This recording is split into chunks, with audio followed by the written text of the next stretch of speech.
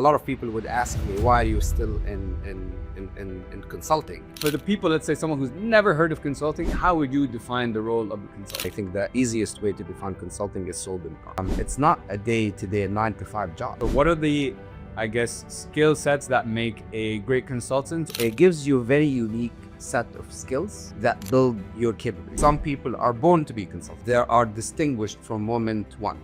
From day one on the ground, you know that this guy, gal are gonna make it. In consulting, you need to own your career. No one is gonna hold your hand and show you where you need to go. Probably the most common changes in learning and development is one size does not fit all. Which is, by the way, one of the major problems in learning is how do you measure the impact and the ROI of learning? Exactly. Companies have started to understand that. So they've started to understand that learning needs to be treated and thought through differently for us to get the real results out of our people. Technology has always changed the way we work. Yes. In today's world, in particular, without people, you're not gonna move the needle.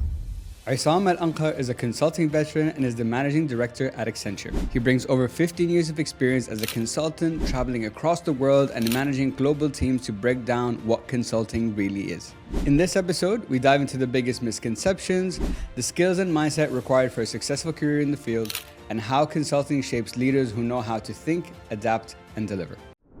Did you know that 44% of podcasts stop after episode 3? So that means all that time, energy, and money is just wasted and you never get to truly see the benefits of podcasting. So if you want your show to stay alive and healthy, you can book a call in the link below and let's get started today.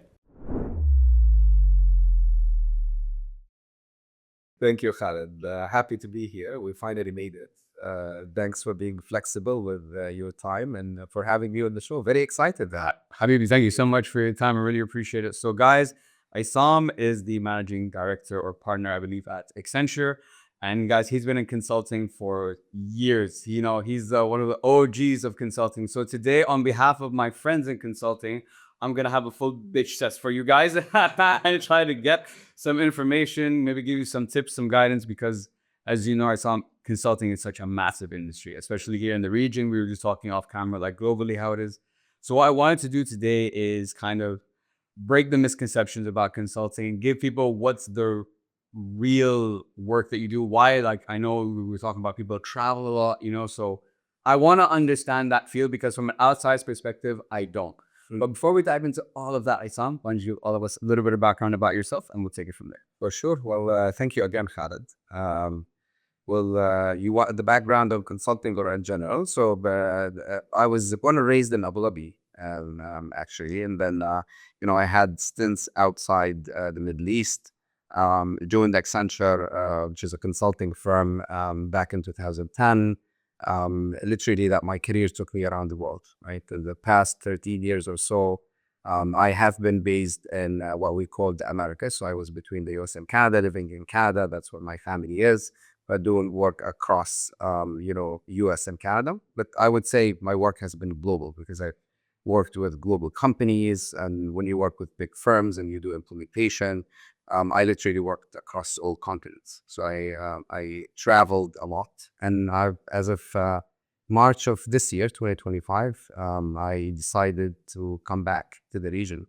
Still with my company, moved with the company quite a lot, moved back to Dubai.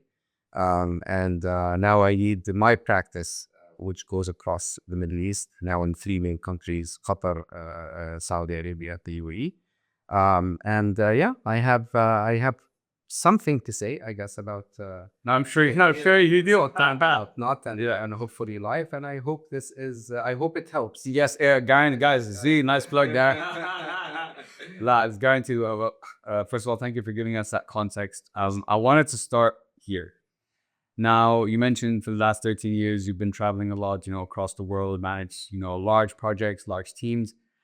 I want to understand from you, first of all, I know that traveling it seems like a very common thing in consulting, but from my perspective, I don't understand why. A lot of people here, many of the consulting firms here, they hire for a project, let's say in Saudi and stuff, so people are going back and forth.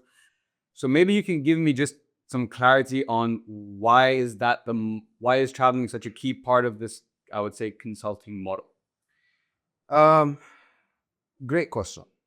Well, I think it really depends on, on the region.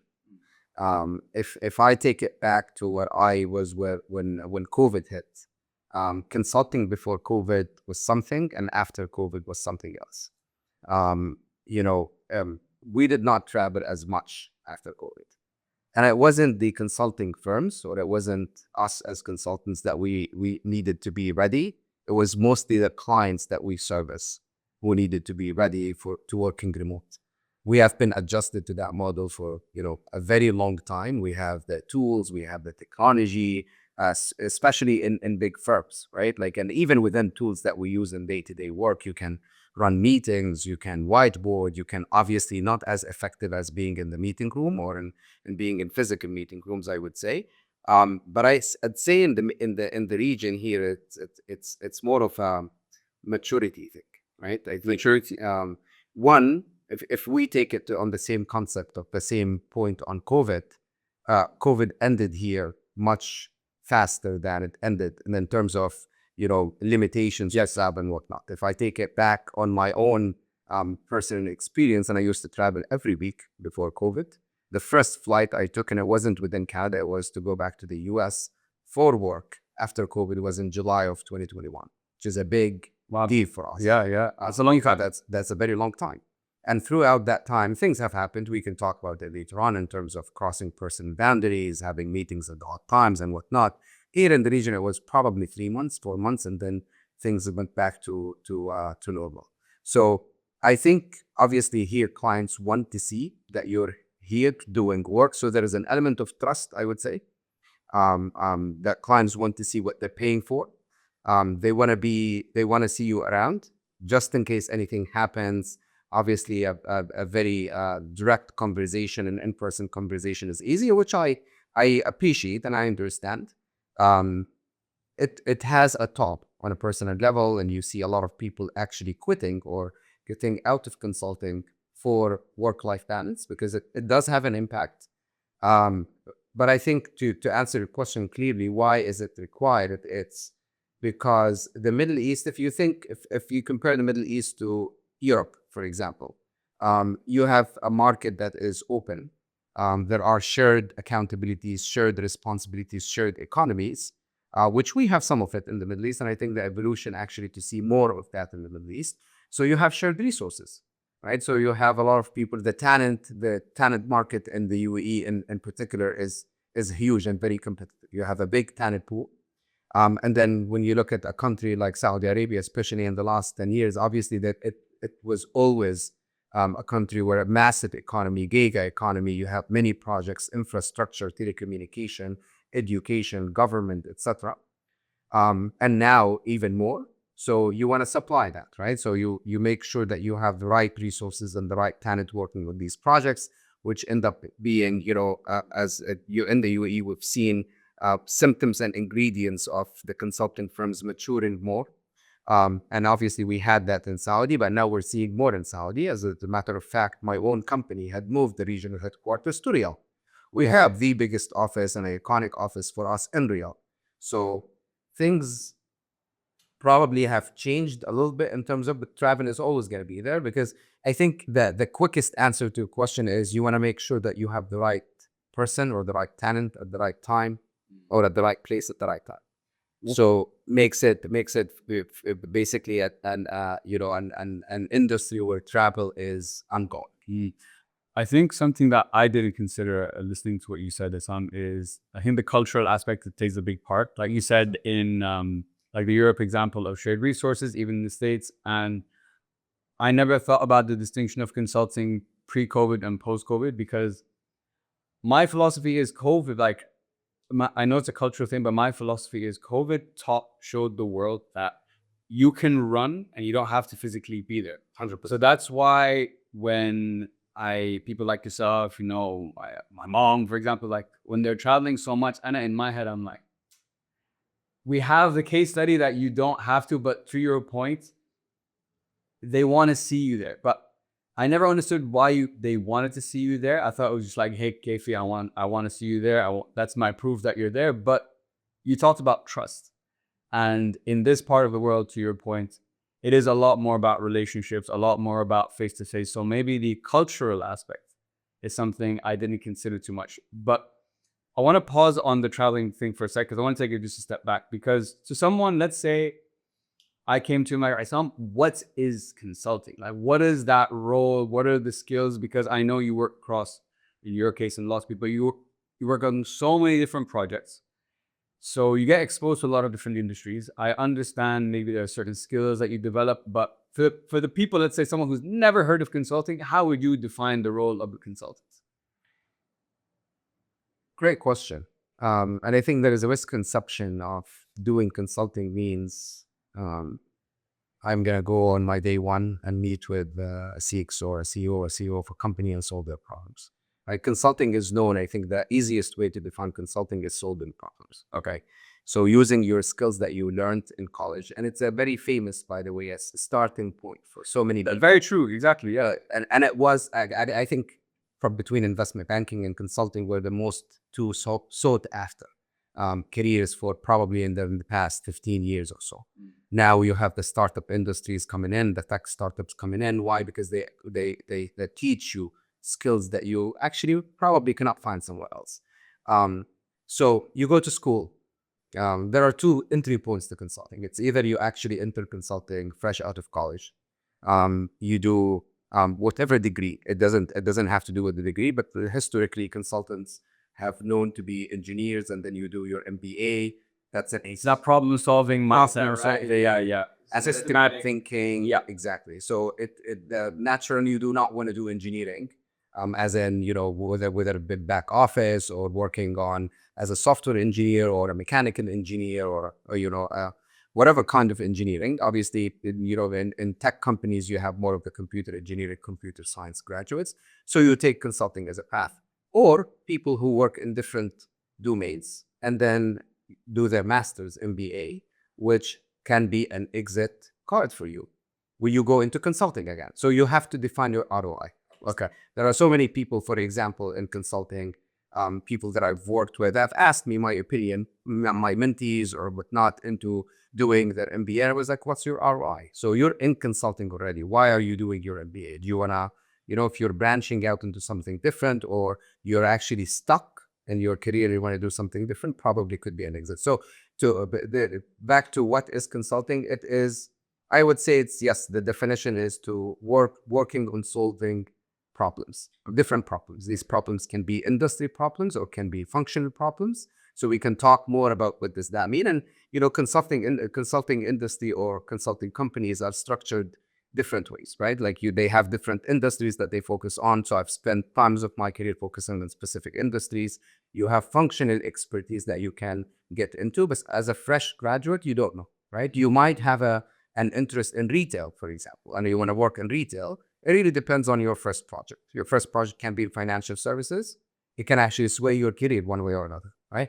You might want to be, you might be a finance graduate and you want to work on financial modeling and financial analysis. And so you want to work on the finance side of the house.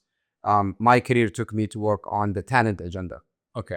Which is interesting. And I think mostly interesting in the past couple of years, where we see, you know, humans and machines working together. So it really depends on how you've started. But some people come into consulting, which might actually be surprising, knowing exactly what they want. Really, some people are born to be consultants. Okay. They are distinguished from moment one. From day one on the ground, you know that this guy, gal are going to make it. Because they know exactly what they want. And there are, by the way, it really depends on, again, going back to the maturity, there are not many colleges in the region that prep you to have a career in consulting. Very true. AUB is one of them, by the way. They have competitions, they have clubs for consulting, they have Ace the Case, and, you know, like it's a very mature university or college in terms, and then you can see it across the region. Many people come from that specific school. You have more of that maturity outside the Middle East. Now, I mean, you know, I haven't been around in the region for many years, but I'm sure that many colleges and universities have actually started, you know, carving something out for consultants. So There are people who know exactly where they came from, where they finished college, that they know exactly they want to do consulting. And some people know exactly within consulting, I want to be in retail. I want to be on retail projects, or they know exactly what function within consulting they want to work on. Some people get educated and know about consulting from career fairs, from universities, from friends, word of mouth, and they do not know what they're getting into, right? Which makes it sometimes harder, because consulting, if you think about it, once you're in, it's not a day-to-day 9 to 5 job. So you do not go in with a specific job description, set of responsibilities, knowing exactly what to do, who do you work with. No, it's actually, there is a lot of marketing internally. You get in, you're one of a pool of talent that gets distributed to projects. So you still have to talk about yourself, make connections, go, attend socials, talk to the different project leads, different practices, understand what they do, understand where you can fit. All of that by making sure that you are on a project, because that's exactly what gives you the skill set. In fact, going back to what I said about COVID and how it changed things, it doesn't have back to travel for a minute. Doesn't have to be ones or zeros. Doesn't have to be no travel or travel every week. And I think consulting industry in other places other than the Middle East, and we see it with some clients who are more mature, have adjusted. You can travel for strategic meetings, workshops that would require you to be for collaboration or Zenith for conversation in the same physical location. Very strategic leadership meetings, and that applies internal meetings and external meetings. Do you have to do that every single day, every single week? No, right? So there is some adjustment that had happened in the consulting industry. But back to fresh graduates and their impact. If you think of how we have gone through COVID in North America, for example, you have had people who have been in the workforce and have not met a client in person for 3 years. And some of them have gotten promoted in the 3 years. But you have lost a very important skill, which is how to make mistakes and be resilient. Okay. And that comes from being in the meeting room. Hands-on. Dirty. Yeah. Like as an analyst, for example, I did anything and everything, right? Like you want me to work on financial modeling, I would do it. I design a process flow, I would do it. And bring lunch or dinner, I would do it. Yeah, so it gives you a different perspective and a resilience, right? And we've lost that, I would say, and you would see it clearly in some of the engagements. At least my engagements, I've seen it clearly. But that's just probably we've talked about some different things, but that's what consulting is. To your point, some people know exactly what they want. Some people do not go into consulting not knowing what they want.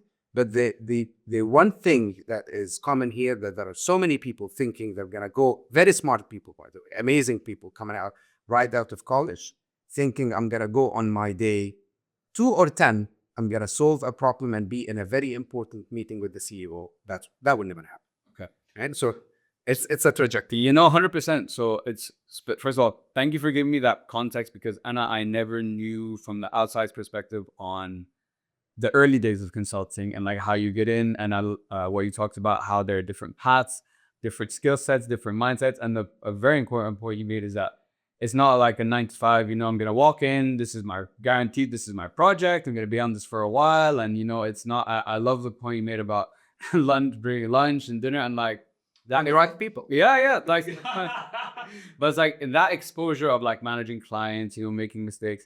So now we have a framework of like how an early graduate should look at consulting in a different paths, right? One thing you mentioned it there is, and this is where I think I'm, again, from an outside perspective, one of the drawbacks or the challenges of consulting that I see from the outside and what I've heard is, and especially touching on the fresh graduates point, is you just get thrown in. Like you might get thrown in onto a massive project day one, it's rare, like you said, but you might be in that meeting with the CEO and you have to like analyze problems that you've not prepared for. So I want to ask you from your perspective, since you have been focusing on talent and stuff, is the learning and development in consulting. Like I don't see from the outside, again, I don't know, that there's a track of like, okay, you're going to come in, This is how you're gonna start. This is how you're gonna build your skill set. It feels like you get thrown in the fire, especially as a fresh graduate, and you have to like kind of figure it out. Look, I think the consulting industry is one of the, probably if you do not know what you want, the best places to start your career at. Okay? Because it's like a school bus. You decide when do you wanna leave, right? You might spend 3 years or 10 years or 5 years, and you have something underneath, under your belt that you can take with you. Whether you go back to the industry, you start something on your own, you go back to a family business, regardless. It gives you a very unique set of skills that build your capability.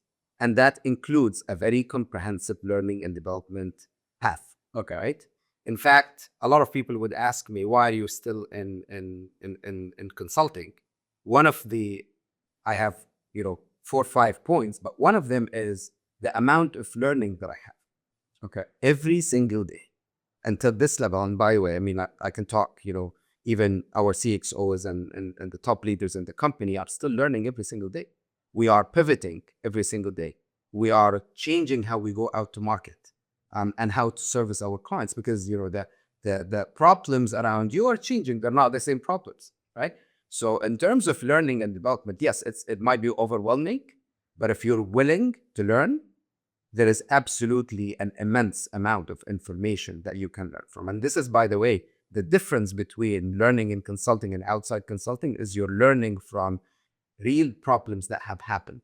So yes, you have a curriculum that you can go through, but you also always have hands-on experience of projects that we have delivered, engagements that we have done, partnerships that we have completed, value that we have created. So you have real data. It's real world experience, not just theory, right? And it's not theory, and you can apply it. That's the best part. Is you always have an opportunity to apply what you learned, right? So in consulting, in Accenture, for example, in particular, we actually take learning to a different path. We invest big money in learning, which is an area that I actually work in very well for our clients. But in the last years, we have invested $1 billion in learning. Wow. And we have learning services now that we take to clients, but we take it seriously. We sometimes you can go into a training course for 3 days and you barely scratch the surface on few topics, but that's because it's on you to take that and dig deeper, right? And in your area of expertise, whether that's function or industry, and then take those learnings and apply them. Now, the one important thing is, in consulting, you need to own your career. No one is gonna hold your hand and show you where you need to go.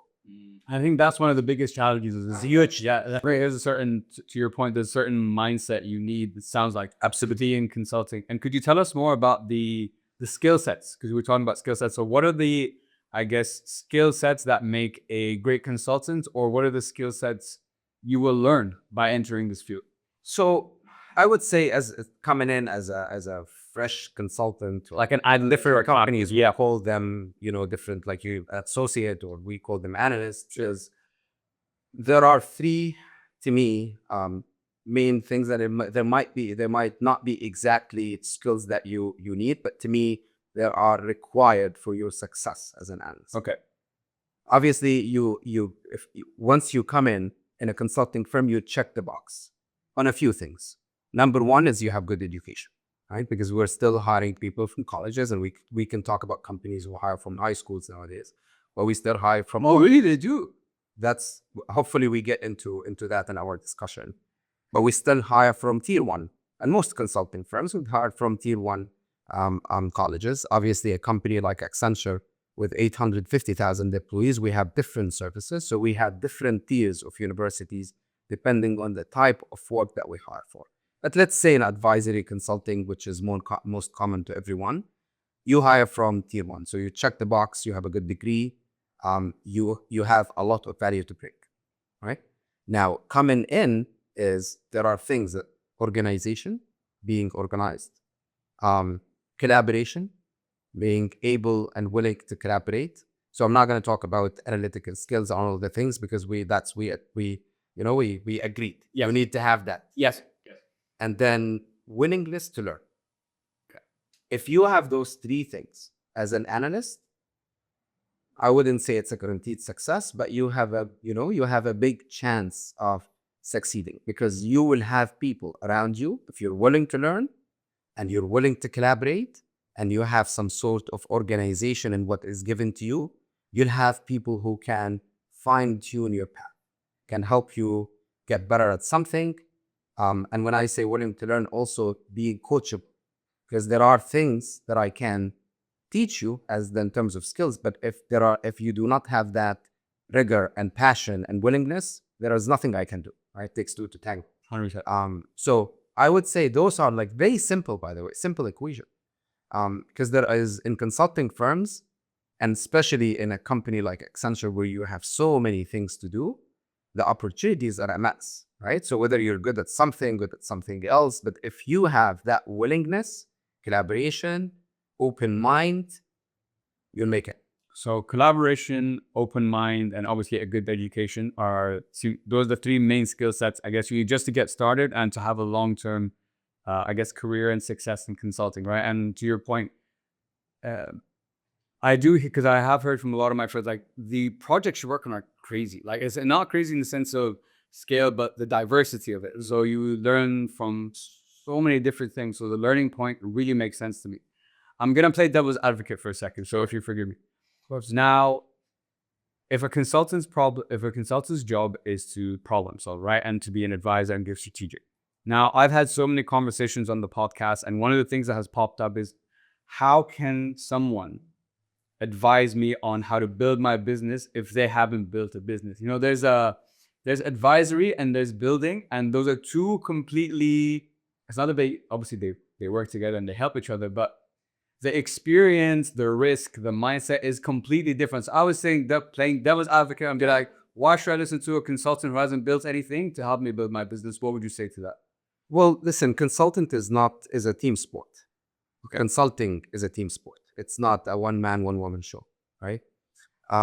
Again, maybe when I joined consulting in my company, lots of people have started in Accenture, have made their career in Accenture. There's a longevity, and I've seen it. I was very impressed with it, right?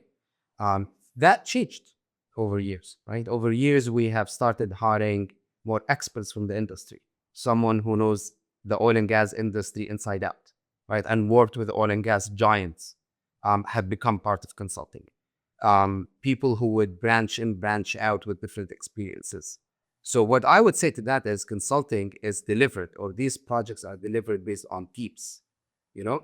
As an analyst, the one important thing is that the whole team understands the end goal, and sees the forest from the trees, right? Which is very important for you as a leader to ensure that your teams, your projects are seeing it.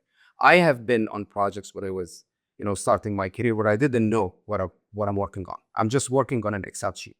I have no idea how that fits into the bigger picture. Good leaders would actually teach you and show you how that fits. So to your question is, that person is not going to solve. Yeah, we will never know. I will never go into a company in retail or oil and gas and pretend that I know more their business more than they do, because I do not, and none of us say that, right? But as a team, we have experts. We have someone who have been 20 years experience in a similar company, facing similar problems, and that person, as a subject matter advisor or expert, is also not solving that problem on their own. They're part of a team. So he's providing an advice based on what he does. We have our own methodologies, obviously. Now, if you think of consulting, why do companies go to consulting or consultants? There are so many entry points. One, sometimes it's the mandate. They want the consultants to come with the mandate. Sometimes it's the speed. I know how to do it, but I want someone to do it for me in 8 months versus 4 years. So there are different entry points. So that team composition that goes to solve that client challenge is made up of people who would collectively help that client solve the problem. Gotcha. Right? Okay. It's not one person that knows everything. I think that's a misconception that I have. So that this is actually very helpful to clear it up. And when you say it's a team, you can only, because even if I'm like the entrepreneur and I bring on a consultant, like no matter how good you are, I need to also be at that level for this to like kind of work out, and to your points of bringing in experts specifically, like, okay, maybe you haven't built a business, but oh, Khaled, your cash flow, this is how you can fix it for your industry and so on. So taking a step back, what are I guess from your perspective, what are the misconceptions people have about consulting and maybe some of the challenges and drawbacks? Because I think it's important for people to know. We've talked about how you get in and what the opportunities are, but I want to give people also that are in consulting or looking to get into consulting the real challenges, the real work and what you're going to be going through, where you have to sacrifice, I guess. For sure. See, it's not an easy industry to survive in, unless you have the right environment, right? And unless you have the right environment. So work-life balance is one of the main challenges that people often talk about to consulting, and it's real, right? That's not a myth. We mentioned it's not a 9-to-5 job, right? So, but that comes with flexibility too, right? Like at a certain level, yes, it's not 9-to-5, but sometimes you can work if it's always, if you're always working 12 hours a day, there is something wrong, in my opinion, that needs to be fixed. But sometimes you can work, depends on the engagement you're on, depends on what project you're on. Some projects all projects are complex. The level of complexity, the level of team, how many people are helping. So there are some flexibility that come with the work-life balance. So work-life balance is one thing. Stability is another thing. In consulting, it's known to be an up or out model. It's a very competitive environment, right? So it's either you're moving up the ladder, or if it's not working, you're branching out to do something different. It's the, I would say, mental health. Sometimes those things can help, can not help, actually can cause, for you mentally to be not very, how do I say this in the right way? It's not very comfortable, right? Because with all the work-life balance and all these things, work impedes into personal. So at the end of the day, we're all humans, right? We're going to work, and when I go to work, I do not pretend I'm someone else, right? I'm the exact same person who has stuff on a personal level, who has a family, who has a partner. It's going to come into your work. You are who you are. Absolutely. So once that impedes and things start happen on a personal level, things have become uncomfortable for you at work, and those are one of the challenges. And you see people branch out or leave sometimes because, again, you're also in a professional services industry, so you're not in an office job. Most of us, our core business, if you think of retail, the core business is different. Like let's say FMCG, for example, the grocery stores, making sure that the products are on the shelf, making sure that you do the right pricing strategy, all of these things. We serve clients. So we're on client sites most of the time. That's our core business, right? So that comes with lots of expectations and complexities, right? So you're serving people, and you're not a customer service agent.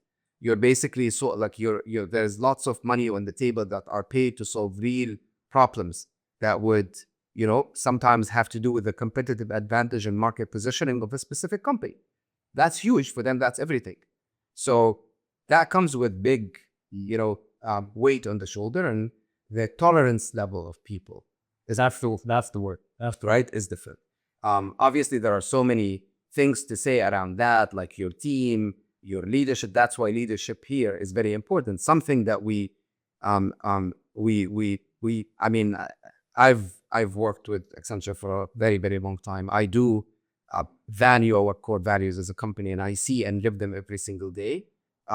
Being the empathy and being a true human is something that we always, and as a leader, I always make sure that we have it in everyday work, every day, like our relationships, our meaningful conversations and whatnot. Because at the end of the day, as I said, we are all humans, right? Yeah. So there are challenges like any other industry. Of course. Any other industry. Yeah, of course. It's just probably maybe the percentage, and the more you talk about it, similar to any other everything in life, when you emphasize more and zero in more on it, highlight it more, expand it, you amplify it.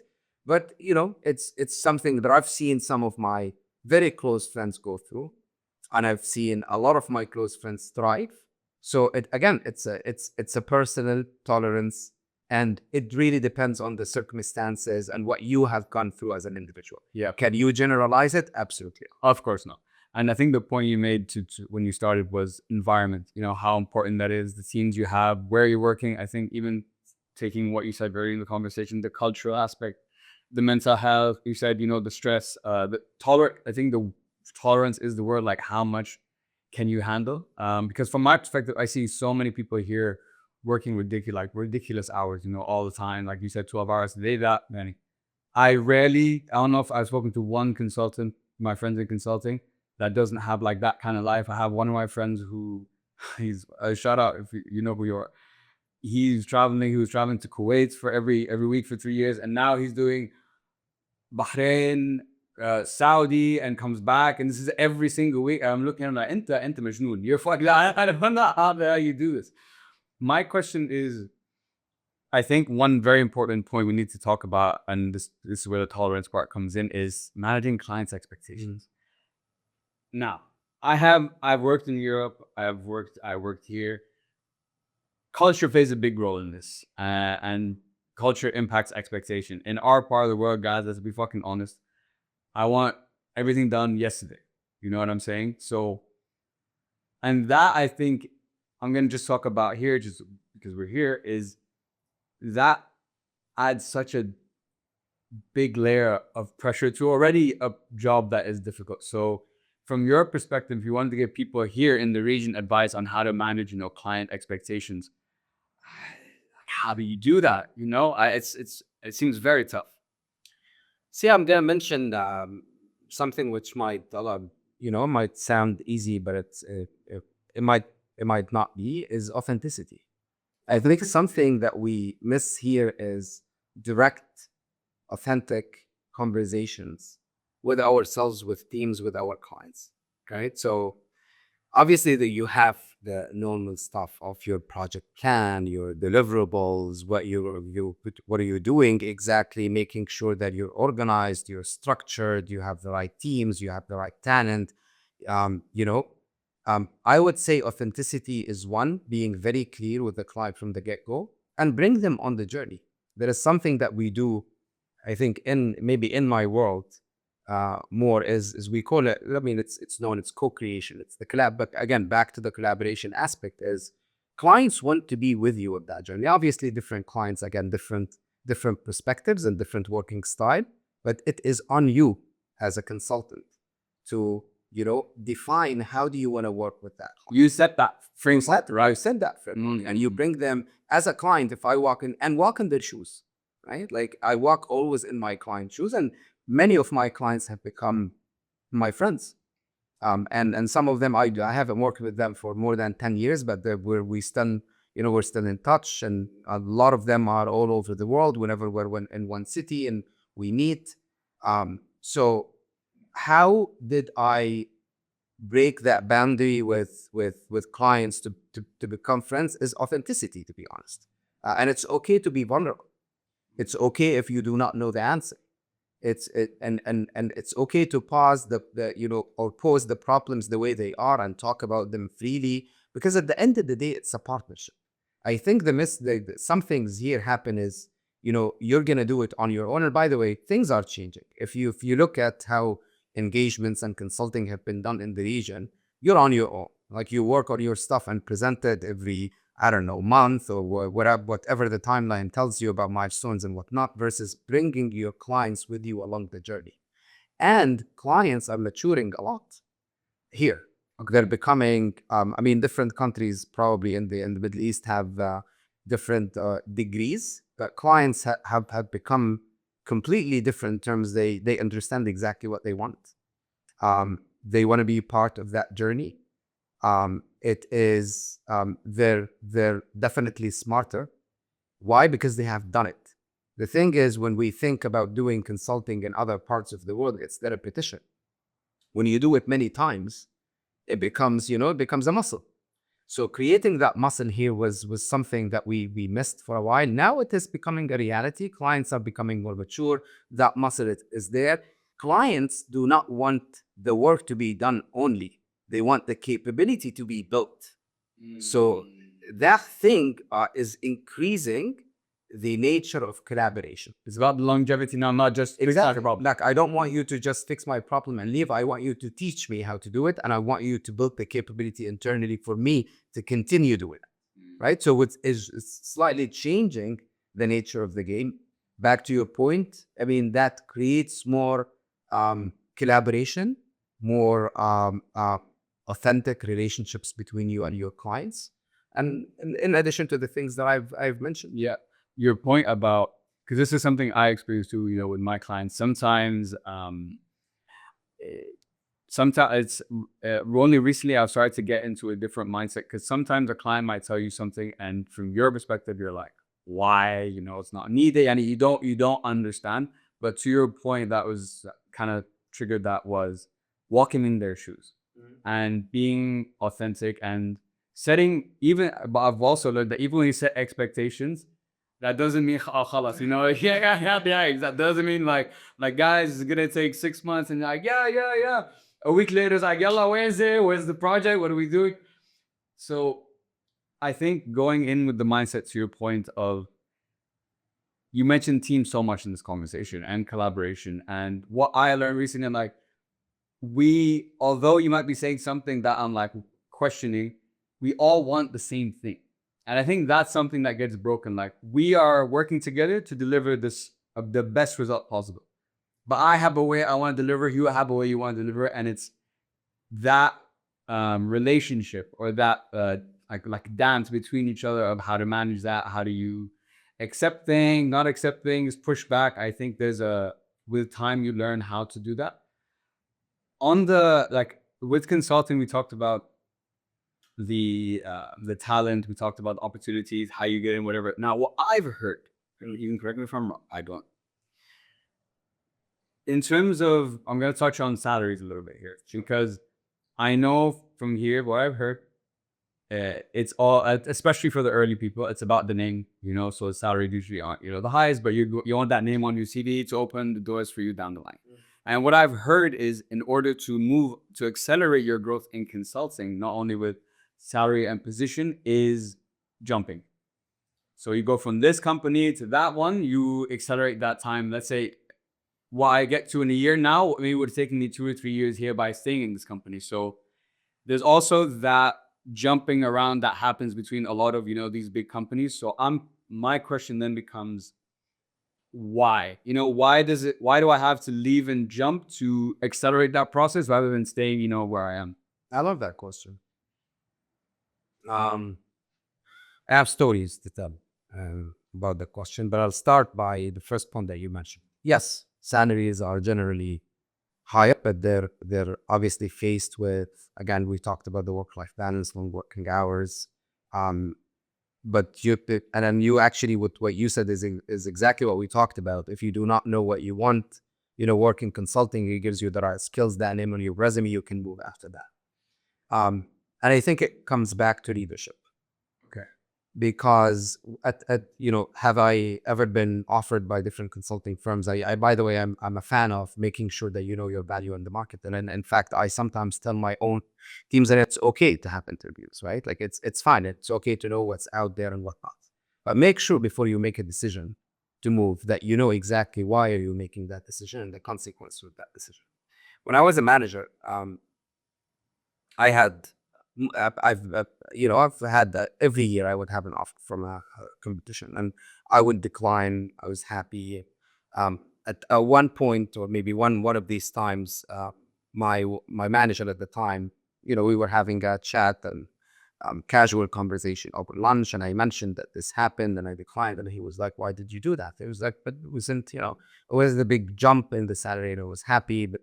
He was like, never mentioned that this happened, and he took it, and in a matter of fact, he escalated, and I got a pay raise. Oh, wow. And but then the next Monday, walking into my project, it was on a full-time project.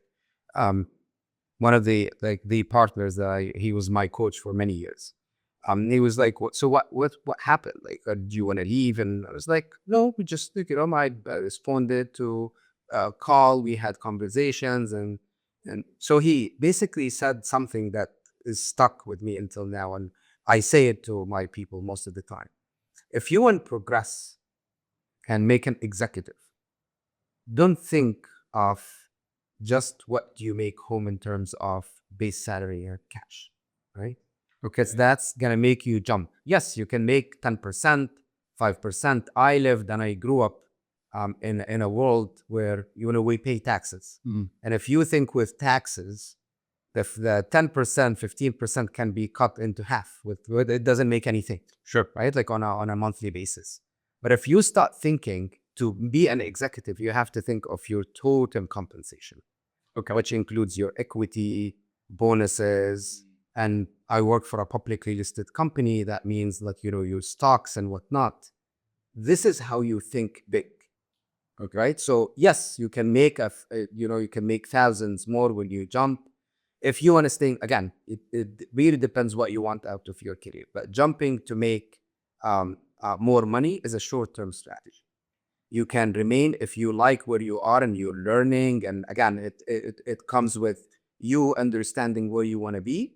You actually can make more on the long run versus job hopping, which could be a way that you can make money. But again, it really depends on your situation, where you are in your life, your commitments, what you want to make. But yes, people can do that. It's very important more than any of that is, what do you want out of this career? Because that can actually, you can make very uh, uh, big decisions in a rushed way that can have consequences moving forward. I'm a big fan of talk to people.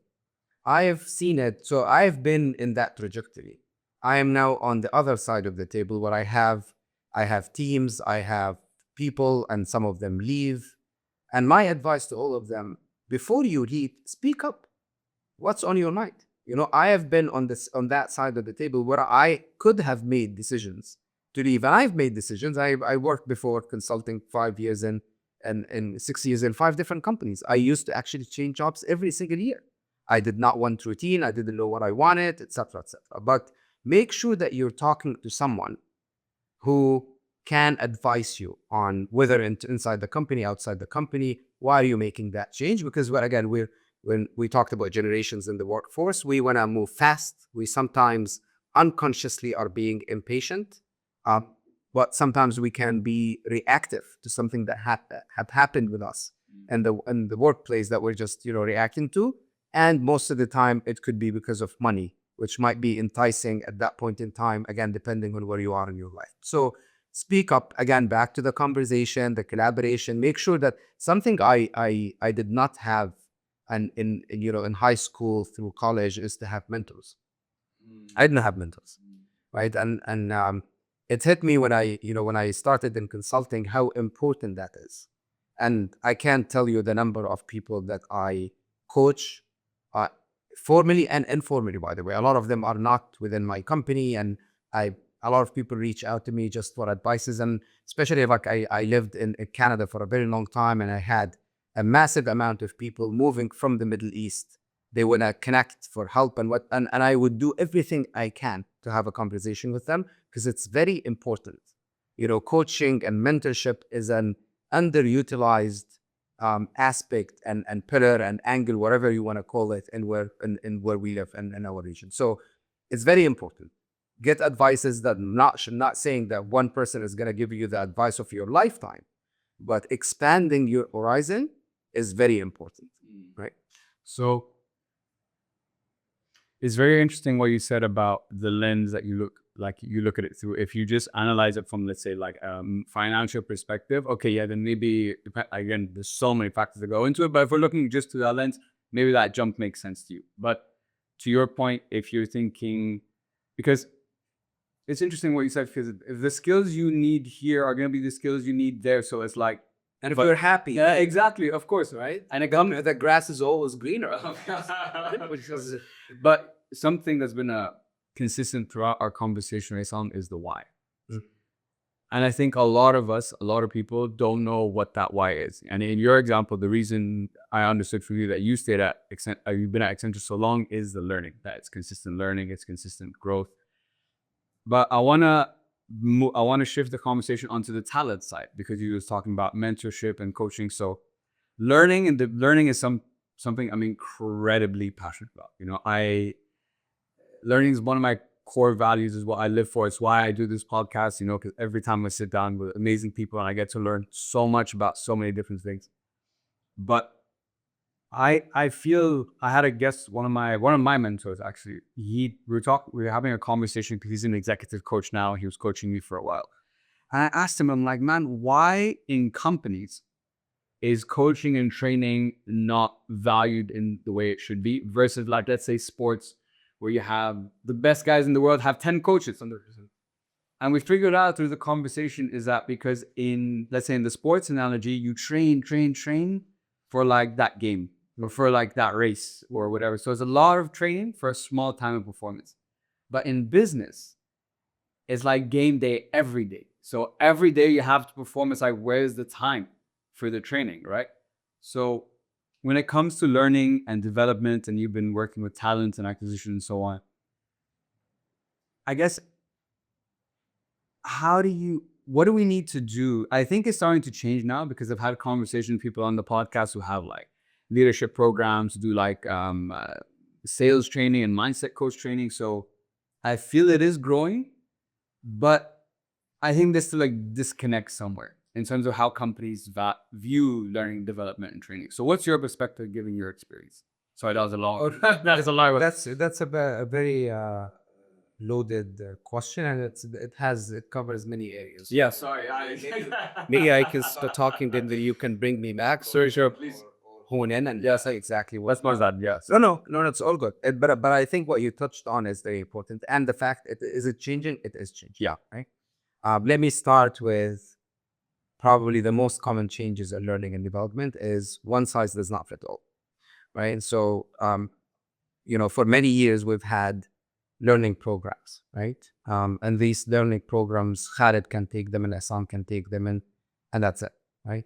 Now is learning needs to meet you where you are, right? So Khalid and Issam can go through the same course, but in a different learning journey, right?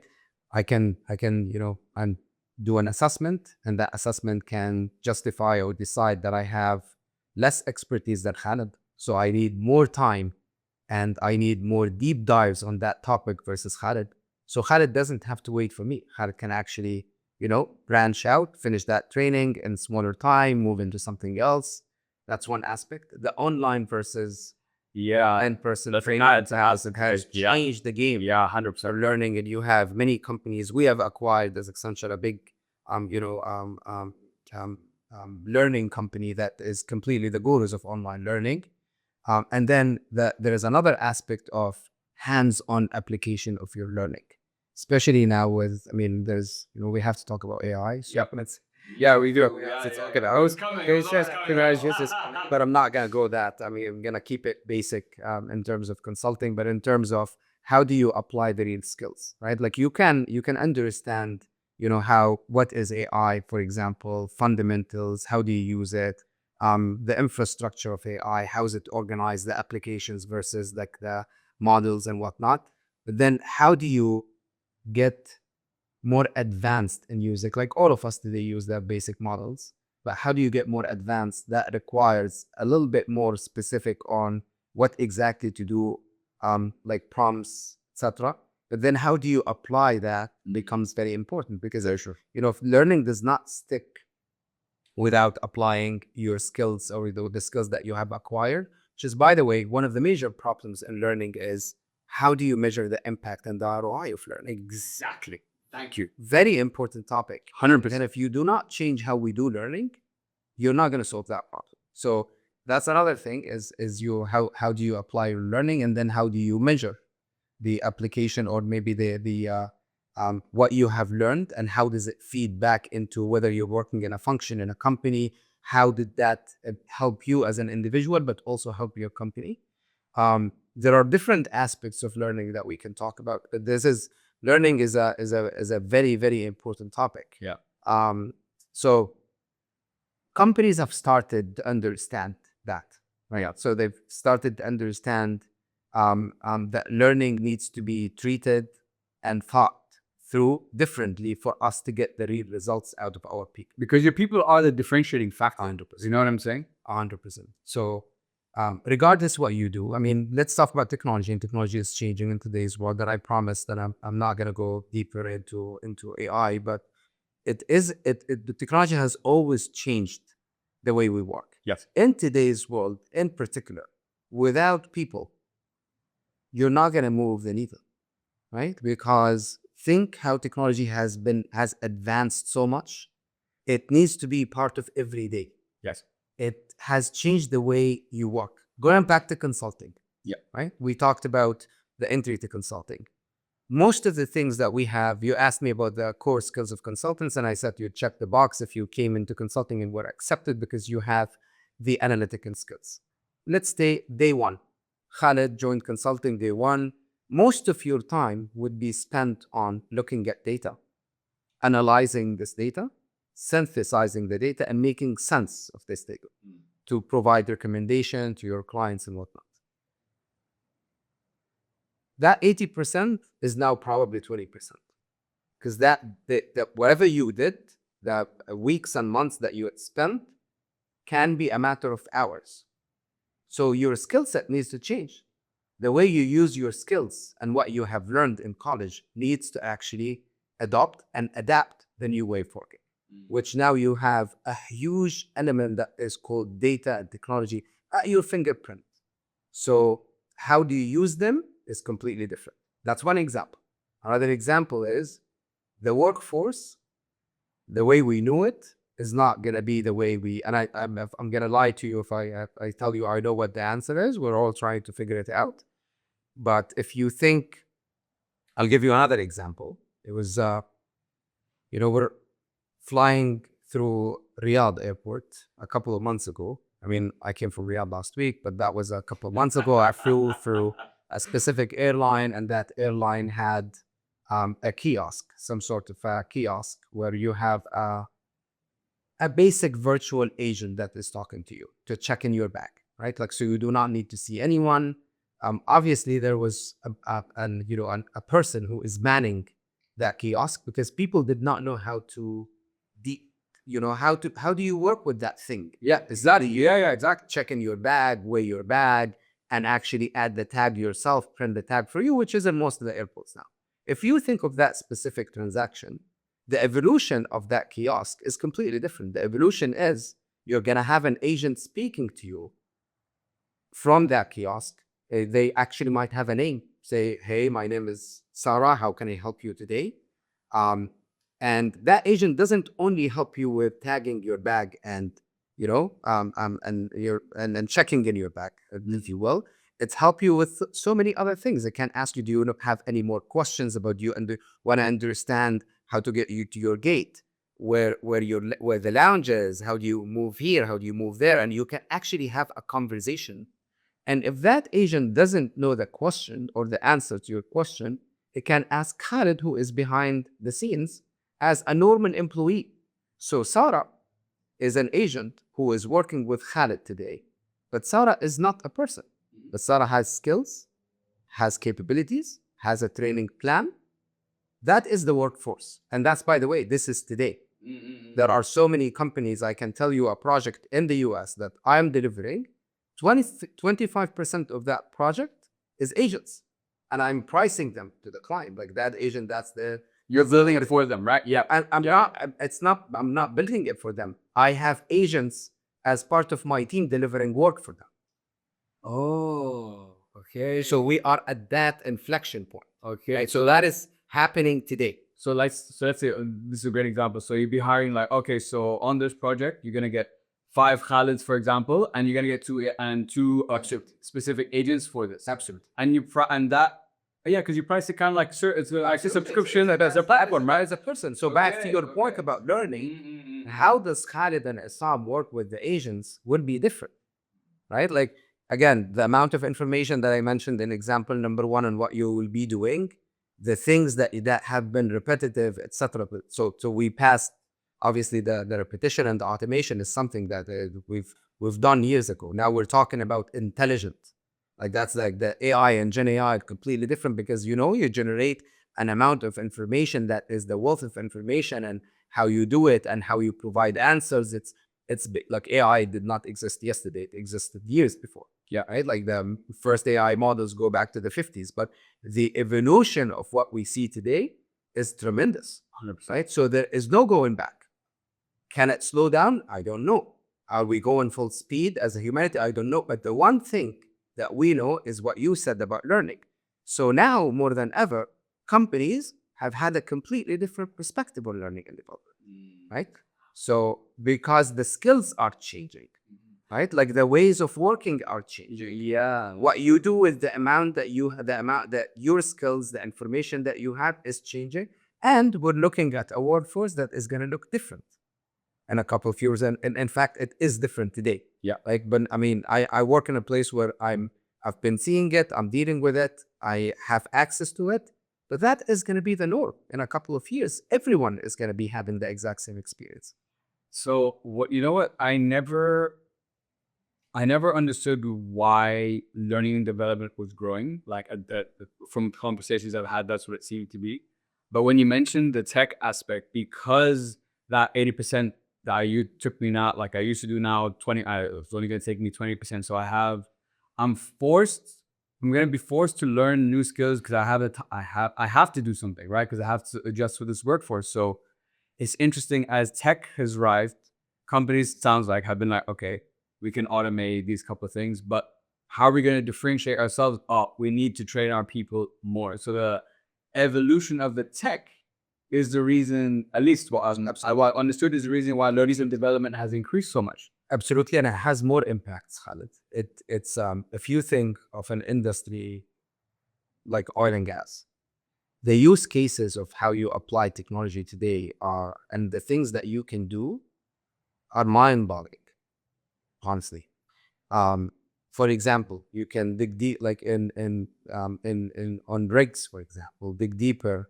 Things that we used to do with a lot of humans and lots of effort can now be done by technology. I'm not going to mention AI or by AI models. Yeah, And that's what it is. in 95% accuracy. So you, as a person who used to do this job, now your work. So if you would think of the work as units, 100 units, 95 units of that 100 units is done by an agent. So your work is to confirm accuracy, make sure there are no mistakes, etc., which makes it the 5%. You're the QC, you're the quality control. So your work has changed. What you did 2 years ago, you're now doing something completely different. Now, another angle to it, we talked about the application of it, is leadership training is becoming different. Very true. Why? Because as a leader who work in a company where the workforce is changing, there is lots of answers that I do not know. We come from a world where the leader, and I've been in that situation before, that it's, you know what, you're unable to agree as a team, I'm going to take the call, because I know the answer. The buck stops with me. Because I know the answer. But as leaders today, we do not know the answers, right? So there is a big vulnerability, whatever you want to call it, ambiguity that you have to be comfortable with. So even in terms of executive coaching or executive leadership development, you are dealing with a different set of responsibilities and behaviors that you probably did have before, but you did not have to use before. True, very true. So everything is changing, right? Your culture is changing. Like the way now you're managing a workforce segmentation that is completely different. Is changing the culture of your company, the culture of your ecosystem, the culture of the economy that you're working in. So it's a total shift. 100%. I keep talking about people and talent and culture because it's at the heart of this. Think when COVID hit, well-being, mental health became agendas or top agenda items for CEOs. Right now, the way your workforce is going to perform work and actually take your company forward, it is a top agenda for everyone in the company. And the silos, this is how we actually, how we think about it in Accenture and in how the consulting industry is going. You have to break those silos. So technology is not owned by IT only anymore, because now you have legality. There is responsibility by using this technology. So legal has to be there. your talent teams and HR has to be there. So you're breaking the function and boundaries that we've lived through for so many years, and let alone you're actually leading your clients on how to do it. And sometimes you do not know the answer. So the area of collaboration and co-creation that we talked about become even more important. So I can talk about this one. See, this is there are so many changes that are putting us at a place where, back to your point about learning and development, it starts with learning and development, but even the way we train, the way we teach people, the way we assess, the way we apply our learning is a complete 100 change. It's so funny that we're talking about, I love this topic, by the way. Learning is, and the last podcast guest I have, that was what the whole episode was about, learning. So we were diving deep into how people, everyone learns differently. How you create programs that, have enough, I'd say, topics or stuff to give everyone a holistic approach of how they learn: visual, auditory. We talked about in-person versus offline, the benefits as well. You touched on leadership. So leadership is a big topic that I've been very passionate about recently, had a lot of conversations about. And I had a guest on my show not long ago, and he said, Khalid, he asked me, he's like, what's the difference between a manager and a leader? I sat there, I'm like, to me, at least at the time before we had that conversation, I'm like, the skill sets that make you a good manager are, well, I believe the skill sets that make you a good leader. But he made a very clear distinction. He's like, Khalid, managers are task-oriented and leaders are people-oriented. And he also taught me that, another guest I had said that the best leaders are the ones that admit that they don't have all the answers. They want to empower their teams, and they build other leaders. As a leader, your job is to create more leaders. So I'm curious for you and your journey, because you've been doing this now for a long time. And I'm sure the leader you were once upon a time is not the leader that you are now.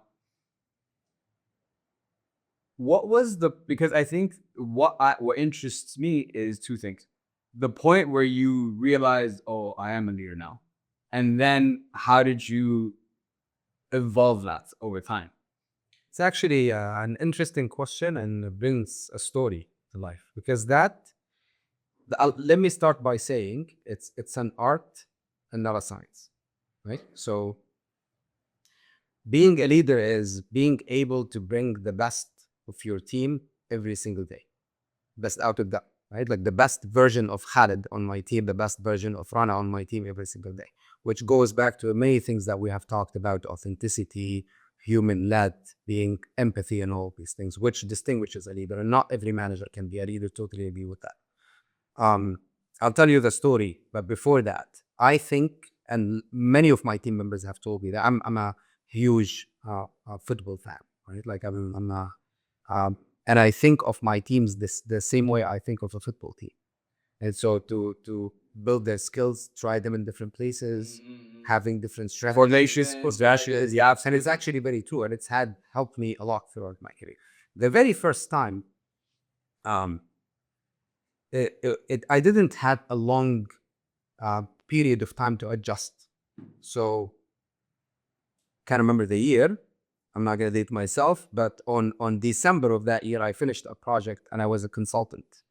And I was on a project with a big team. So we had so many consultants, and every consultant owned, a specific, let's say, work stream within our area of work, and had analysts working with them and whatnot.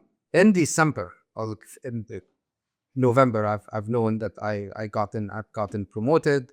December, the effective date was December 1st. As of January, after the holidays, I moved to a new project as a manager, and had, I think, 3 of my teammates who were consultants with me to be part of my team.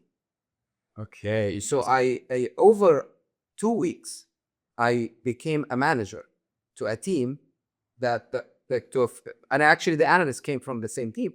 So who were my teammates, I became their manager. And it was very interesting, because it's obviously a very competitive environment. But the good thing is, all of us know about each other, right? Like I know exactly the skills that person can bring. I know their weaknesses. I'm not gonna call them weaknesses, the opportunities, just strength of the different people on the team. First week on that project, I sat down with the team, like the 3 people who have reported directly to me, and then there are 7 people underneath them, a big team to own for my first and to manage for my first engagement as a lead. So I had a conversation. I said, listen, guys, it's either we do this together or not, right? Like, I'm not here to tell you what to do, what not to do. I know what you do really well, and I know, Chris, what you do really well. You know what? That's my idea. You're gonna own this piece of work completely. And you are gonna own this piece of work completely, and we're gonna work again as a team. I'm just gonna be the face of this. And from that day, I've learned, I've always been that way. It's like, provide or make sure that you recognize your team and you present your team the best way to the management. At one point, something happened. The project was actually an amazing project. We've done an amazing work on it, but it was fast and furious in ways. We had 2 weeks or 3 weeks, and after that, agreement that I had with my team, and I was like, okay, listen, you are gonna build the whole plan and strategy, and you are gonna present it. We're gonna go together. So as a team, we were always presented together. There are leadership meetings that sometimes you have to take in, you have to present, and you have to take in feedback and whatnot. And one of those leadership meetings were happening a month after that, the start of the project, or 2 months in. I walk into the meeting room. We finish at 8 p.m.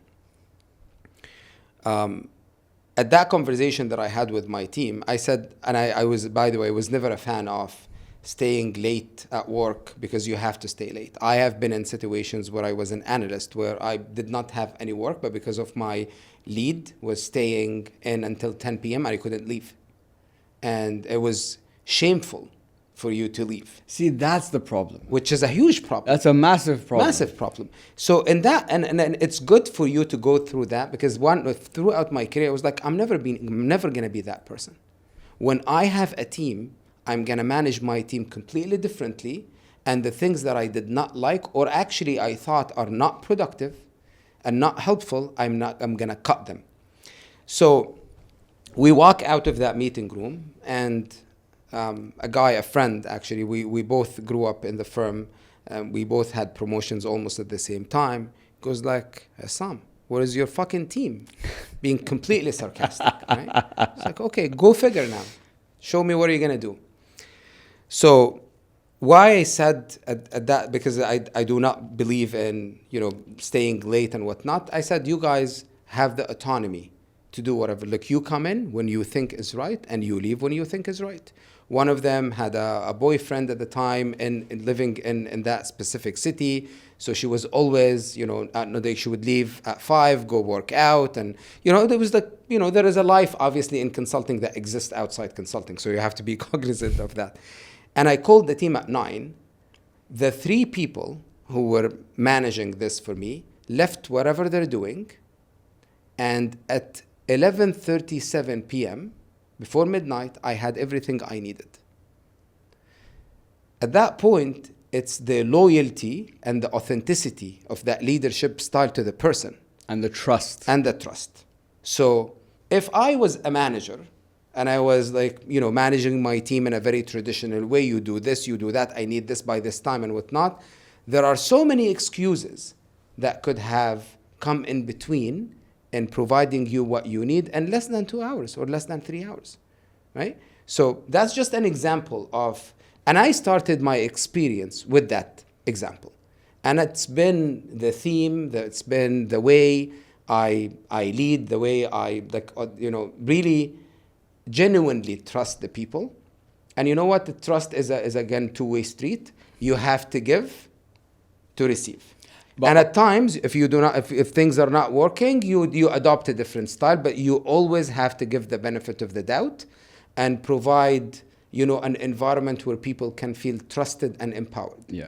Very important. On the trust, I'm so happy you brought up trust, because this is a big topic that I've been even talking about recently. And you mentioned so many great points, like friction points that I hear a lot of the time, like, oh, my manager's staying till 10, I can't leave, it's shameful, right? But as a leader, it's not just about empowering teams. You said trust is a two-way street, but this is where I think we have two issues. Number one is, how do we break this mindset of like shamefulness? Number one, because this is still, and I would say leaders like you are not very, if I'm looking at the numbers, it's not very common. There's still a lot of leaders who act in the previous way that you mentioned, right? And number two, when it comes to trust, I think there's a disconnect here. From my perspective, it seems that you need to earn my trust, right? First. But I believe, and what I've learning from your story is, it's actually the opposite. As a leader, I have to give you trust without expectation first, because that's what empowers you.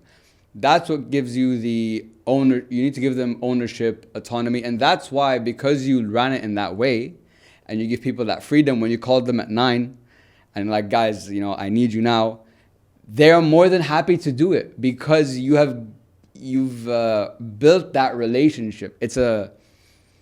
I hate the process of like, you have to do it, you have to do this just because I said so, of that very micromanagey bullshit. True. All that, so sorry, I know it's a very long-winded question, but my thing is, it's still there.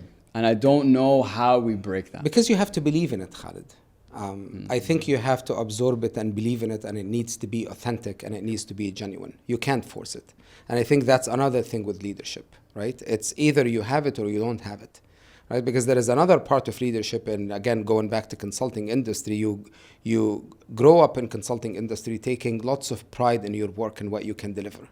And at a point when you become a leader, you have to choose your battles, right? Great is the enemy of the good, right? Like, so when do you say that's good enough? Let's move on. And so that there is a different part of how you manage your work. But leadership is, again, in my opinion, is something that you either have. Like, I'll give you another story. I mean, my cousin, who works in consulting, mostly on the audit side and whatnot, at some point he reached out to me, fresh, been in the workforce for 2-3 years. And I've known him since he was a little kid. And he asked for advice. And I said, you know what? I'm going to connect you with one of my really good friends who works in another consulting firm in your area of work. So my friend comes to me after meeting my cousin and says, Issam, have you realized that this guy is a copy-paste of you? And I said, what do you mean? He was like, he talks like you. He acts like you. He looks up to you. And I said, I actually did not. But I mean, it's great. Then he said, I cannot give advices to people the way you do, because I feel it's a burden on me. It's a responsibility that when I give someone an advice to whatever they do in their life, I have made a decision on their behalf, which is not true, because you always face people in your life that can have meaningful conversations. In fact, one of the great examples of this, I was flying, it was actually on my trip to California. Oh, okay. And I'm usually a guy, like, I have a schedule when I sleep, when I wake up, so because I do not get jet lagged and whatnot. At that point, I was in the lounge on Emirates, Emirates flight. And the guy who was manning the bar, a guy from Tunisia, amazing guy. So he was talking about the learnings. So we were talking about how long he's been in a cabin crew, he's senior, this is what he does. He loves this area of, they have different responsibilities because of the conversations and the learnings that he gets from being in that place. The amount of people, executives, different people, like it could be executives, could be entrepreneurs, could be artists, could be musicians, that can come up to him and have a conversation. He was like, I have wealth of information on investing, on career, on, so you face people in your life that can change your life with that, but they do not know. And to me, when my friend told me that, I was like, that is something I genuinely do, right? And the fact I've moved, across the world, and I've moved within my company, and I've always had people who are willing to take a leap of faith and come with me. And in consulting, by the way, there is that triangle. Like, you move with your people, you're as good as your team. 100%. It's a sport game. It's not a one man, one woman show. So it has to be genuine, Khalid. It has to be. Leadership is not forced, right? Are there areas of improvement? Absolutely, yes. Like there are times when you always think, of yourself that you're doing something right. Before I made a partner, obviously you sometimes try more than once to make it. I had been put on an executive leadership journey because my first time I did not make it, and it was like some sort of a recognition, and I was like, what the heck, what is it gonna give me, and whatever. The things that I have learned about myself throughout that journey are not gigantic, by the way, but small things that made you see blind spots in your personality. It was mainly about your style. It wasn't like to enhance anything that you do not know, because knowledge, again, I said it at the beginning, you can teach people stuff, but the leadership skill it's either you have it and you can probably enhance it with some techniques, or you don't. So genuinity is very important in leaders. And there are people, by the way, in the workforce today who are not leaders and do not want to be leaders. Don't give me people to manage. By the way. Could be very senior, and it's okay, 100%. Right? Like I am a subject matter expert in a specific industry function. I have wealth of knowledge to do and to give there, right? Like I don't want that headache of managing, because it's not easy, and it takes. It gets into personal boundaries, and it takes like you always have to be attentive and ready to bring the best out of your people, and that's a responsibility. And it is not easy. It has to be authentic. It has to be genuine. And you always have to be ready for it. And you have to do it with passion. There is no passion in the whole thing. It's never going to come out, because that's what people see out of you. This is what there is that positive energy and passion that needs to come across. And that draws people to you and make them want to work for you as well. Absolutely. So very important topic. There is so much to say. But again, you started by saying, one of your guests said, what's the difference? Huge difference. And there is nothing wrong or right here, right? Like nothing good or bad, but it is something that we always have to talk about. And if you really want to bring the best out of a team, a company, you need to ensure that you have the right leaders. I'll give you an example. Prime ministers, right? Do they know every single thing? No. But a successful prime minister is someone who can choose the ministers carefully and know exactly who can play a part and make an impact in a specific industry and a specific, and make a successful team. Again, going back to football, it's the exact same thing. That's a fantastic example. It makes it so relatable.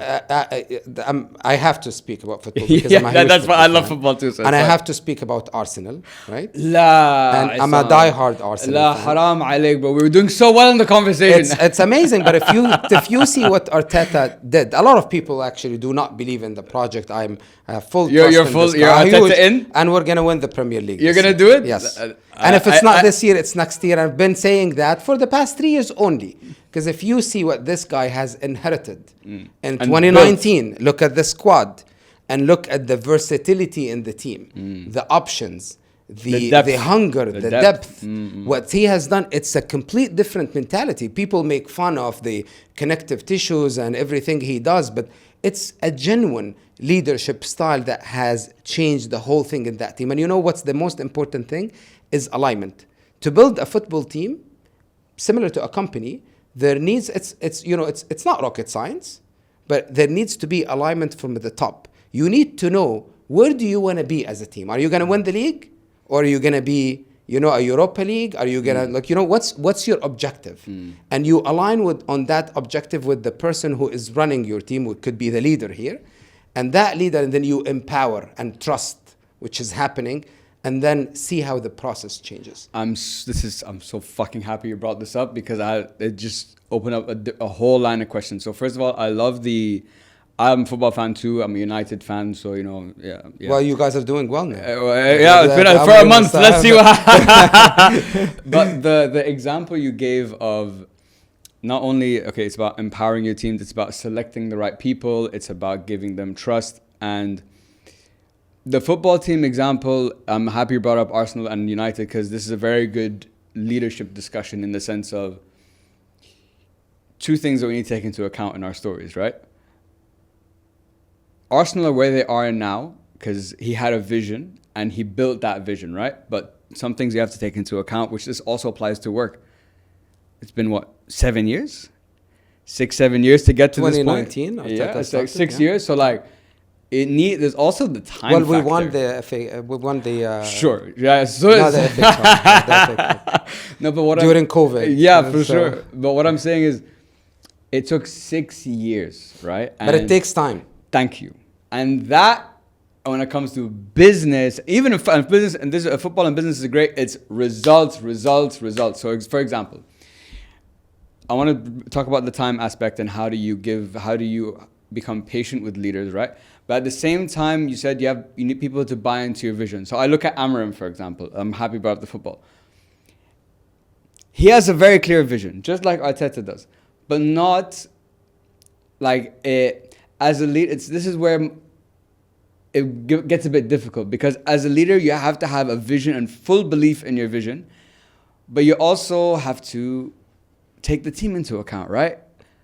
But if I'm looking at his example, it's like, this is my vision. I'm not gonna fucking change it, and you have to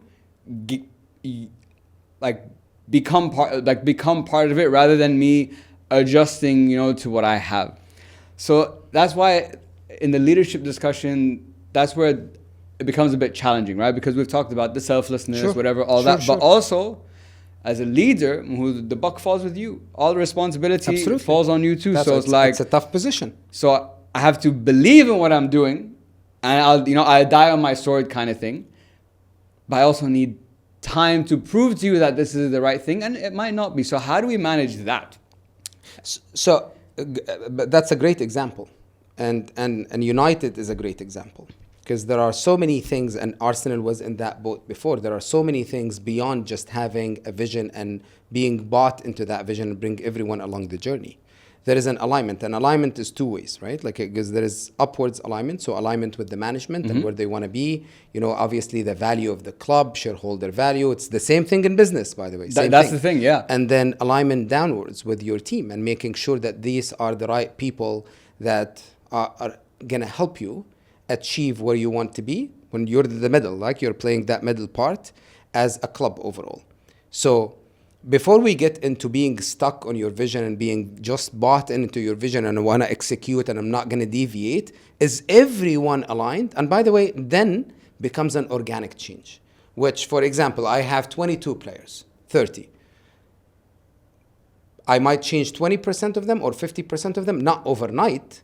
And United has had many of overnights, right? Not Yes. overnight, but I'm going to change them organically. And at some point, things are going to stick like that connective tissue where everyone mostly, you're not always going to have 100%. Of course. 85, 90% are aligned. That's when results are going to start to come. I'll actually give you a business example. Please, going yeah. back to business. One of my last projects before I made partner, I stayed on that project, and we had multiple projects with the same client for 3 years. 3 years? 3 years. Wow. 3 years in and out, but not in and out, like with different responsibilities, Sure, right? sure, So I sure. started managing a smaller team. We had a bigger book of business. I became a global lead for that specific, function within that specific account. And it hit me after 2.5 or 3 years that the team that started with me, obviously we grew the team at peak. We started with a smaller team, we grow bigger, and then we became smaller. Again, depends on the timeline, what you're doing on the project. At peak, we were at probably 35, 40 people. And that was a global team. So Wow. we had people in the US, we had people in Canada, we had people in Argentina, we had people in India, and we had people in Poland. Right? After 2.5 years, if you look at the people who started with you and how you ended, I had only 2 people. And those were the integral pillars that I built the team around. The spine. The spine. And 2.5 years, and by the way, that's not me saying it. I've had my team, and a lot of people come to tell me that you've seen an aligned vision. We've all started to speak consistent language. We've all started applying across all, like applying the same principles of culture, of leadership, of the way we want to work. And the results were amazing. We had not a very straightforward start, sure. And then we've in an agile way, we've adjusted. We started making some impact by making small changes. And that, my counterpart on the client side is a good friend until today. We are actually very good friends. And at some point, he was like, Issam, is there anything that you guys cannot do?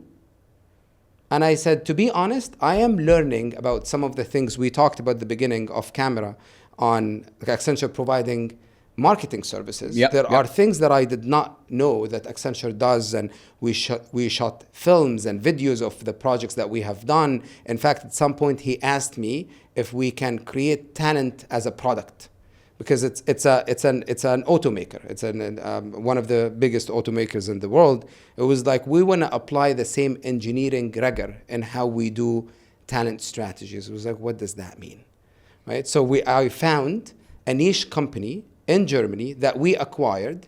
These people are specialized with the production line in auto manufacturing. This is what they do for a living, a small niche company. So I brought the HR experts, and I brought the marketing team to create the user experiences. And we actually created what he wanted, which was, and then we created all the videos, the amazing stuff to go and show and tell what we have done.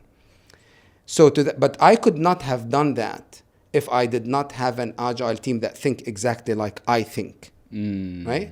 So after some time, I realized, and that happened at the tail end of our engagement, is, you know what, if we did not have an aligned vision, if everyone did not speak or at least think at the same level and thought outside the box, because with a standard team, it was like, what are you talking about? Like, how am I going to do this? I don't know how to do it, right? Which is okay, which is fine. Of course.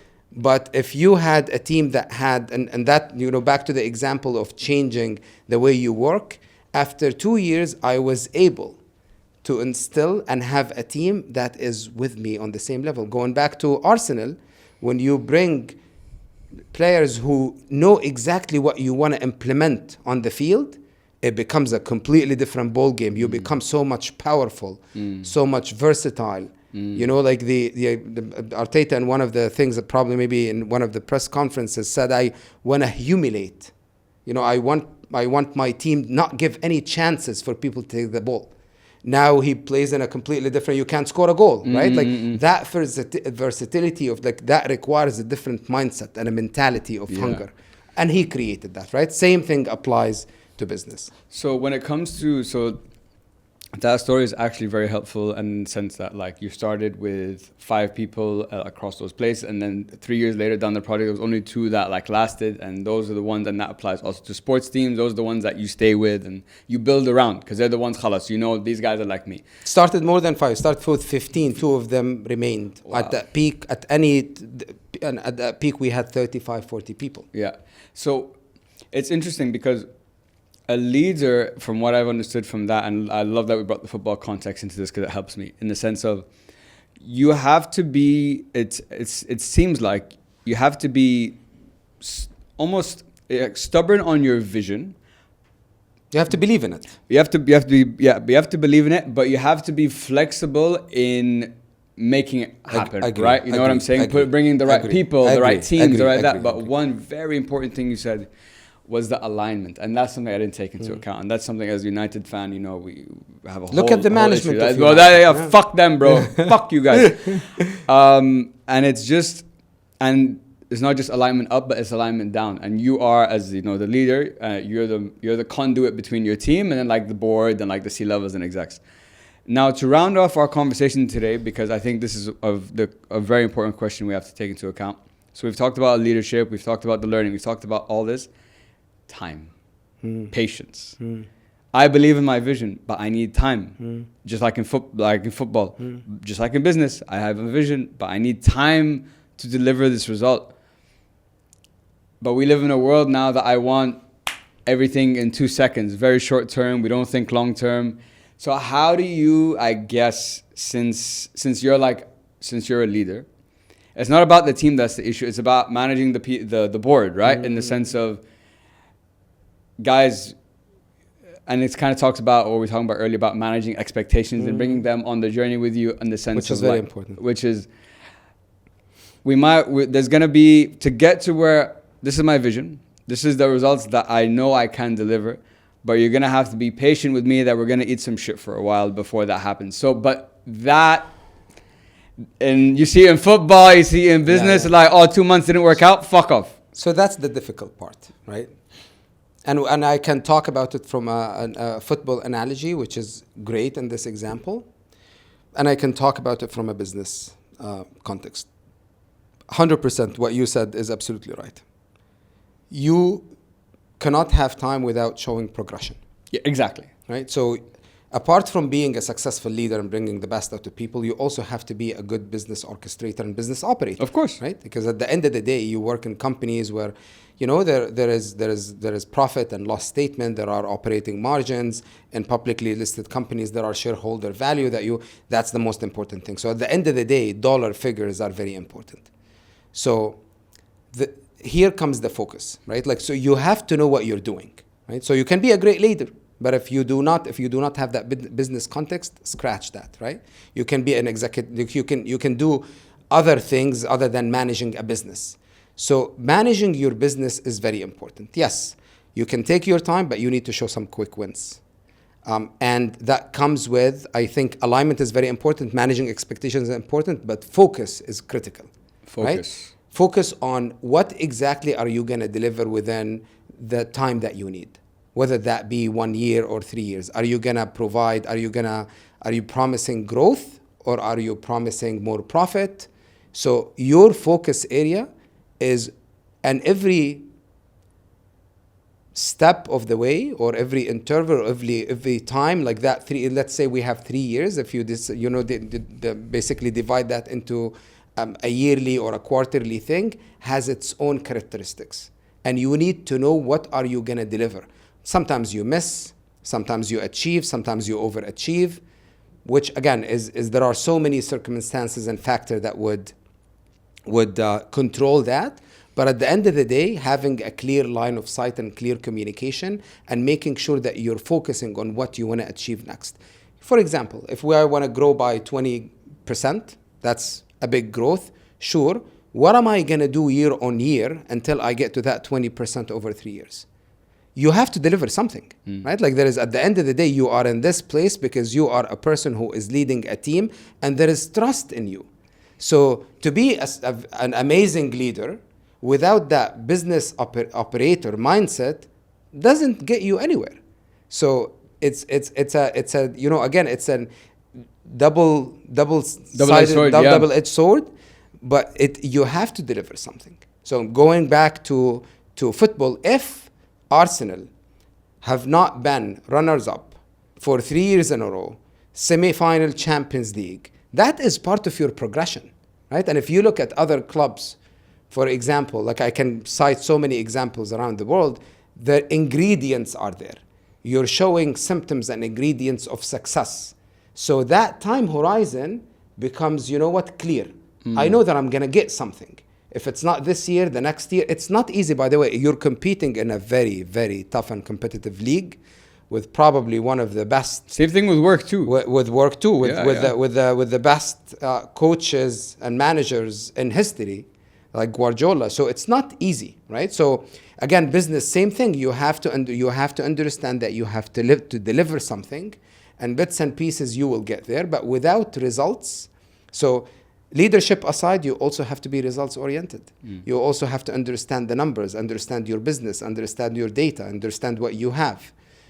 It's jointed, right? Like you can't, you know what? Like you just cannot take that completely out and say, you know what, Khaled or Issam is a very nice guy, a very nice leader. I think that's a very important point that you brought up, because I think a lot of the times in the leadership conversations we do focus a lot on the people aspect and the empowerment, whatever, because I think that's where there's a big issue. But to your point too, you need to deliver results. You know, no matter how nice you are, no matter how quotations empowered your team is, whatever, you need to deliver results. This is where my question comes in. Let's say, to use your example, okay, And let's use, okay, we can use football.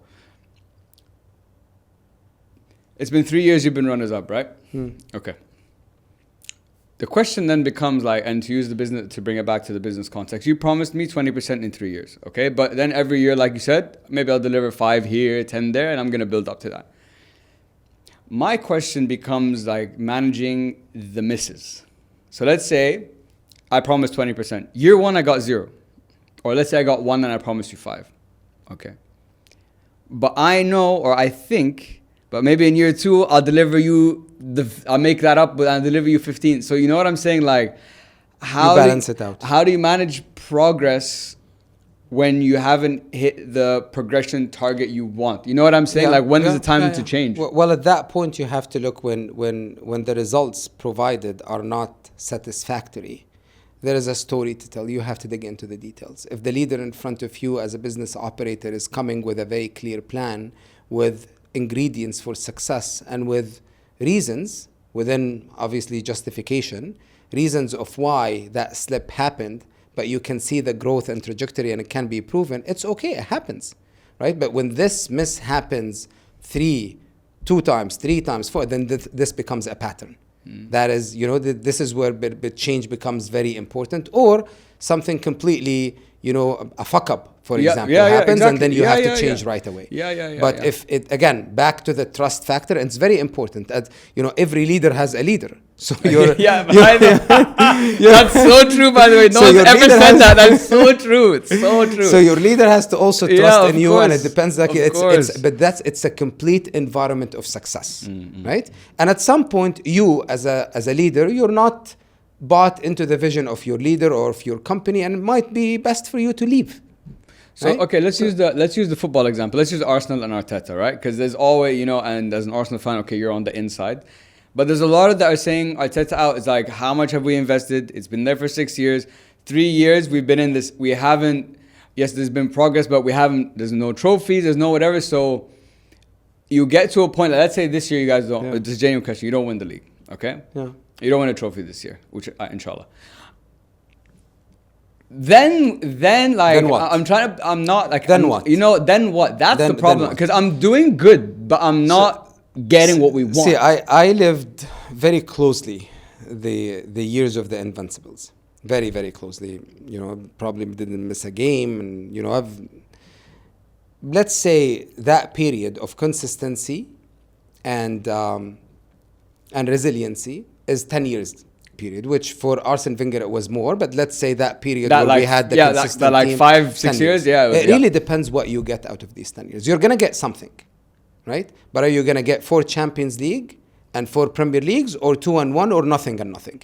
If nothing and nothing, then there is something that needs to change. Okay. But if you have gotten something, right, then you showed ingredients of success and symptoms of success, then maybe a small tweaks need to happen. For example, back to the football example, you had look at the team around Arteta.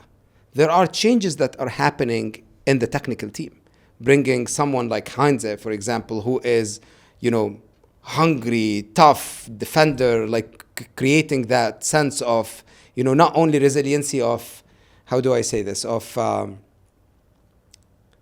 I'm not getting the work, but it's sharase بالعربي. It's like that did not exist. Like, like at some point in time there was that missing point. You were not that like character, that guy. You were not exactly, but that is bringing. So you make those the aggression. So and that was something that Arteta talked about all through. He wanted that aggression. But he did not have it because you needed to make a small tweak, right? That tweak could be someone who can teach, a leader in the field. A lot of people say, well, for example, Odegaard should not be, the captain, because also, but what the coach is seeing on the training ground is different than what we see. Of course. What he sees someone who is the second man, or his second hand on the field, someone who can actually implement the strategy, change the rhythm. That's something that we do not see. So back to your question is, you need, when is time for change, is when you see that things are not in sync, right? Like they're not working. There is something that is not fixable. Then you become You know, like and or pressure. Obviously, in sports there is pressure and whatnot. But if you look at what has been achieved and where we were in the past, again, like look at the squad in 2019, look at the area after Wenger, look at the last days of Wenger. Like there is, Night and day. now Of I course. mean, now you're one of the top teams in the world. Yeah. You are. I mean, whether you agree with it or not, I'm talking about performance, not in terms of, you know, titles and whatnot. You are, right? Like you're up there. So let's see this year. I want to finish that conversation with Arsenal. Inshallah, we're going to win the league. If it's not this year, it's next year. But the ingredients are there. Yeah. The belief is there. Yeah. And I think back to leadership, again, remember, it's an art, not a science. And that art is not 1 + 1 = 2. Yeah. I always say 1 + 1 = 3, actually. Because when you complement things, you achieve You more add results. that next layer, right? Yes. Man, we could talk, I think me and you could talk forever. This has been such a fucking amazing conversation. I've really learned so much for you, but I just want to round off our conversation for today and be conscious of our time. So Thank you. With 2 more questions for you. These are questions I ask all my guests. So looking back at your life, either personally or professionally, when I ask you the question, what are you most proud of for yourself? What would you say? My family. I think I have 2 kids. They keep me busy. I wouldn't be here where I am in work without my partner. Honestly, there is lots of support that happens at home that make you the person you are, gives you that flexibility, support, and you know, I feel like that's probably the most important achievement in my life. That's a beautiful thing, man. And that's actually a very common one that I hear from so many guests that always, you know, comes back to family. And I think that's an area that we discount. You know, a lot of my conversations are about the topic and whatever, but you discount sometimes the people. We're humans, remember? Exactly, the We're people behind the humans. scenes that allow us to be able to do these things and support us and so on. And for my last question, Issam, what is the message you'd like everyone to take home with them today?